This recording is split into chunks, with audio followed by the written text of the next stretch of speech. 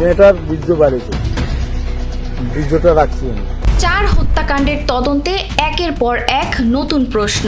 আসামির গায়ে পুলিশের কর্মকর্তার মতো শার্ট, আটকের সময় পোশাক বদলের দাবি, বিদ্যুৎ সংযোগ নিয়ে অসঙ্গতি, আর ময়না তদন্তের তথ্যের সঙ্গে ডোমের বক্তব্যের পার্থক্য।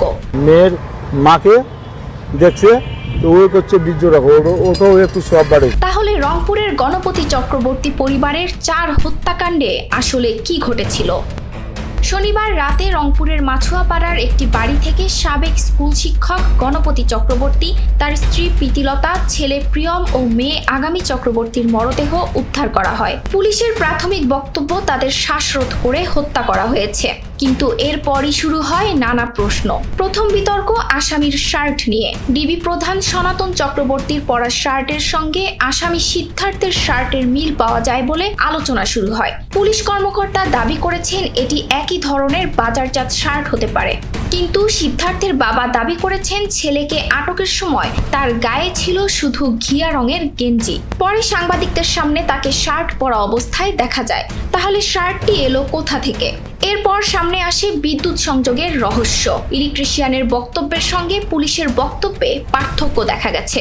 শর্ট সার্কিট নাকি অন্য কোনো কারণে বিদ্যুৎ বিচ্ছিন্ন হয়েছিল, এ প্রশ্নেরও পরিষ্কার উত্তর এখনো মেলেনি।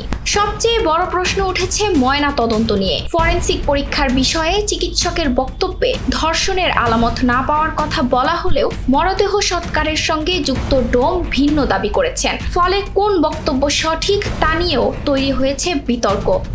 এদিকে 2 আসামির বন্ধু সীমান্ত দাস আদালতে জবানবন্দি দিয়েছেন। তার বক্তব্যের সঙ্গে আসামিদের দেওয়া 164 ধারার জবানবন্দির মিল রয়েছে বলে পুলিশ জানিয়েছে। পাশাপাশি আসামিদের মাদক সেবনের দাবিও ডোপ টেস্টের মাধ্যমে যাচাইয়ের উদ্যোগ নেওয়া হয়েছে।